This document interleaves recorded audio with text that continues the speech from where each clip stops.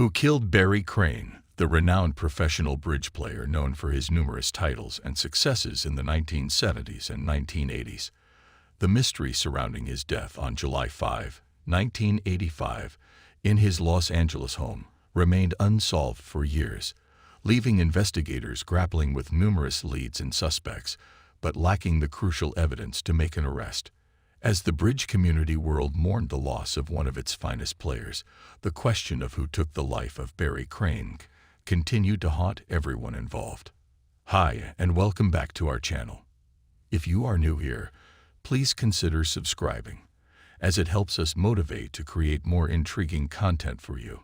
Let's have a look at the 34-year-old twisted cold case finally solved in 2019. Barry Samuel Crane was born into a family that belonged to the middle class on November 4, 1927 in the city of Oakland, California. Oakland, California, a vibrant and diverse city on the eastern shore of San Francisco Bay, is a cultural melting pot with a rich history and an exciting present.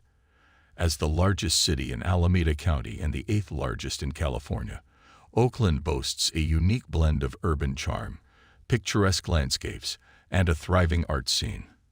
Founded in 1852, Oakland's roots are deeply intertwined with the history of California and the Gold Rush era. The city's early growth was fueled by its strategic location as a transportation hub, serving as a vital port for ships transporting goods and passengers to and from San Francisco. Today, remnants of its historic past can be explored in the preserved Victorian architecture of neighborhoods like Preservation Park and the Oakland Museum of California. One of Oakland's standout features is its remarkable diversity. Home to a broad spectrum of ethnicities and cultures, the city is a testament to the power of unity in diversity. The neighborhoods of Oakland each have their distinct personalities, offering a kaleidoscope of experiences for residents and visitors alike. From the bustling Chinatown to the vibrant Fruitvale district, where a strong Latino influence can be felt, to the bohemian vibes of Temescal, Oakland is a patchwork of cultures that come together harmoniously. It captivates with its natural beauty, Mediterranean climate, and lush landscapes. Lake Merritt and nearby parks provide outdoor opportunities, while the city's vibrant art scene adds allure. However, challenges like crime rates are concerns for city officials and leaders. Let's continue with the story. Even at a young Barry showed a tremendous knack for playing card games, and as he got older, he became increasingly interested in the game of bridge. Crane attended the University of California, Berkeley, to earn his degree in civil engineering. But while he was there, he developed a strong passion for the game of bridge and participated in a variety of bridge tournaments and organizations in order to hone his abilities. Crane's love of bridge led him to make a choice that would significantly alter the course of his life after he had finished his education and spent some time working as a civil engineer. It was then that he made the decision to embark on a path that would eventually lead him to become one of the most well-known people in the world of bridge. He elected to engage in professional bridge play. Crane was able to differentiate himself from other players throughout the late 1960s and early 1970s thanks to his style of play, which was characterized by intensity and a willingness to take chances. Because of his extraordinary talent and level of expertise in the game, he became well known very soon. Crane achieved a streak of victories and championships in a variety of competitions all over the United States by forming partnerships with excellent players like as Charles Kuhn, Jeff Westheimer, and Billy Eisenberg, amongst others. By the time he reached the 1980s, Crane had already gathered an impressive amount of accomplishments. He had won over 40 championships in the highly regarded North American Bridge Championships, and he had won 12 medals at the World Bridge Federation World Championships. He rose to prominence as one of the most prominent and well-respected figures in the world of bridge, gaining widespread recognition as a result. In his professional life, Crane achieved great success, but his personal life was full of challenges. He married for the second time after his first marriage ended, but the demands of his bridge career strained his relationships. He also had a child from his first marriage. Traveling for tournaments further complicated matters. When the tragic news of Barry Crane's untimely death came on July 5, 1985, the bridge community was inconsolable. His lifeless body was discovered inside his lavish residence in Studio City, which is located in the city of Los Angeles. Crane appeared to have been killed by being struck over the head with something solid, as evidenced by the violent struggle that was discovered at the scene of the crime. The fact that the door to his house had been smashed down by force provides evidence that the culprit or attackers had the intention of killing him. The sad news sent shockwaves across the world of bridge, and friends, colleagues, and fans immediately began pouring in with expressions of grief and condolences for the deceased player. The Los Angeles Police Department started a thorough investigation into the murder right away, but progress was delayed due to the lack of important clues and the difficulty in finding a motive for the murder.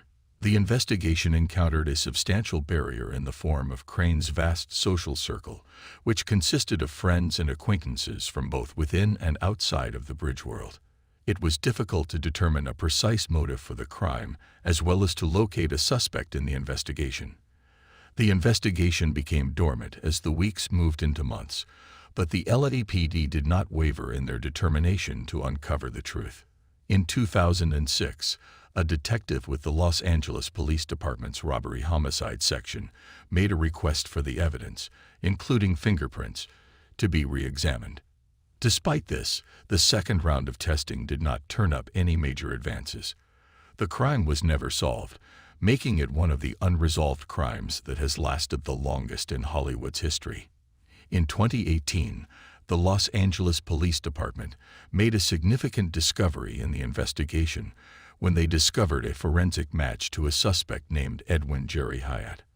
Around 3,000 miles distant from the location of the murder, Hyatt was living in a camper van and working as a mechanic in Burke County, North Carolina. The crime site was located in another state. The Los Angeles Police Department was able to locate Hyatt through the use of search warrants and social media. The research unearthed Hyatt's turbulent past. He had a history of drug misuse, stealing cars, and assaulting family members. The suspected killer's metamorphosis into a devout Christian in later years added another layer of complication to the investigation, and it left many people perplexed by the disparity between the accused killer and the person who had, on the surface, seemingly changed their ways.